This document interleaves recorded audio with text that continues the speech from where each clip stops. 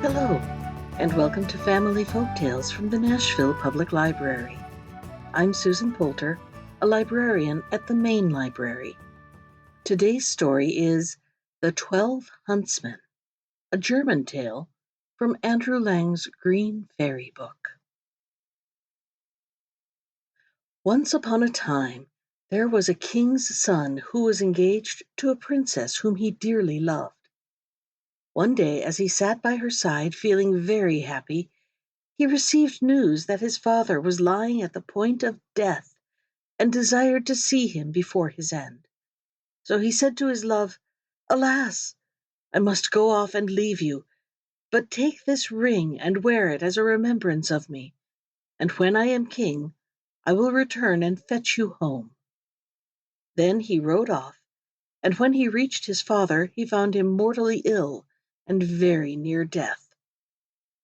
The king said, "Dearest son, I have desired to see you again before my end. Promise me, I beg of you, that you will marry according to my wishes." And he then named the daughter of a neighboring king, who he was anxious should be his son's wife. The prince was so overwhelmed with grief that he could think of nothing but his father, and exclaimed, "Yes, yes, dear father, whatever you desire shall be done." Thereupon the king closed his eyes and died. After the prince had been proclaimed king, and the usual time of mourning had elapsed, he felt that he must keep the promise he had made to his father. So he sent to ask for the hand of the king's daughter, which was granted to him at once. Now his first love heard this, and the thought of her lover's desertion grieved her so sadly that she pined away and nearly died. Her father said to her, "My dearest child, why are you so unhappy? If there is anything you wish for, say so, and you shall have it." His daughter reflected for a moment, and then said, "Dear father, I wish for 11 girls as nearly as possible, of the same height, age, and appearance as myself." Said the king, "If the thing is possible, your wish shall be fulfilled."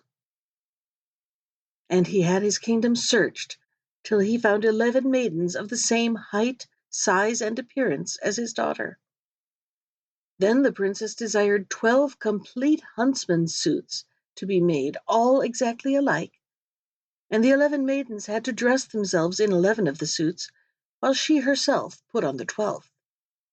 After this she took leave of her father, and rode off with her girls to the court of her former lover. Here she inquired whether the king did not want some huntsmen, and if he would not take them all into his service. The king saw her, but did not recognize her, and as he thought them very good-looking young people, he said yes, he would gladly engage them all. So they became the 12 royal huntsmen. Now the king had a most remarkable lion, for it knew every hidden or secret thing. One evening the lion said to the king, "So you think you've got 12 huntsmen, do you?" "Yes, certainly," said the king. "They are 12 huntsmen." "There you are mistaken," said the lion. "They are 12 maidens." "That cannot possibly be," replied the king. "How do you mean to prove that?" "Just have a number of peas strewed over the floor of your antechamber," said the lion, "and you will soon see. Men have a strong, firm tread, so that if they happen to walk over peas, not one will stir. But girls trip and slip and slide, so that the peas roll all about." The king was pleased with the lion's advice, and ordered the peas to be strewn in his anteroom. Fortunately, one of the king's servants had become very partial to the young huntsmen, and hearing of the trial they were to be put to, he went to them and said, "The lion wants to persuade the king that you are only girls," and then told them all the plot. The king's daughter thanked him for the hint, and after he was gone she said to her maidens, "Now make every effort to tread firmly on the peas." Next morning, when the king sent for his 12 huntsmen, and they passed through the anteroom, which was plentifully strewn with peas, they trod so firmly and walked with such a steady, strong step that not a single pea rolled away, or even so much as stirred. After they were gone, the king said to the lion, "There now, you have been telling lies. You see yourself they walk like men." "Because they knew they were being put to the test," answered the lion, "and so they made an effort. But just have a dozen spinning wheels placed in the anteroom. When they pass through, you'll see how pleased they will be, quite unlike any man." The king was pleased with the advice, and desired 12 spinning wheels to be placed in his antechamber. But the good-natured servant went to the huntsmen and told them all about this fresh plot. Then, as soon as the king's daughter was alone with her maidens, she exclaimed, "Now pray make a great effort, and don't even look at those spinning wheels." When the king sent for his 12 huntsmen next morning, they walked through the anteroom without even casting a glance at the spinning wheels. Then the king said once more to the lion, "You have deceived me again. They are men, for they never once looked at the spinning wheels."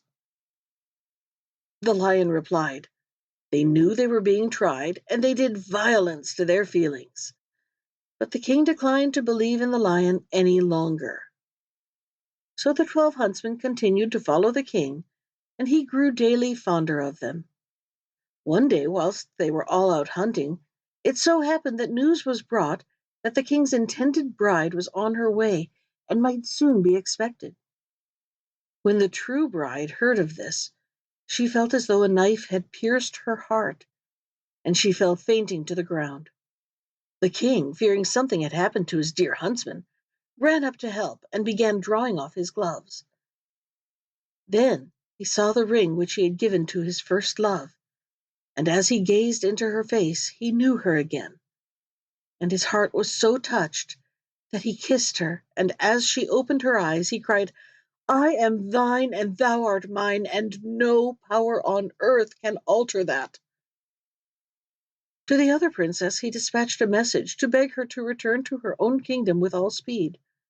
"For," said he, "I have got a wife, and he who finds an old key does not require a new one." Thereupon the wedding was celebrated with great pomp, and the lion was restored to the royal favor, for after all, he had told the truth.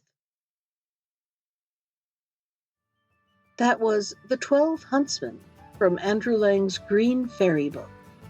Special thanks to Ginger Sands for our theme music. You can find more of Ginger's music at iTunes or on her website at www.gingersands.com. And if you'd like to comment on today's story, send me an email. I can be reached at susan.poulter, that's Poulter, at nashville.gov. Thanks for listening.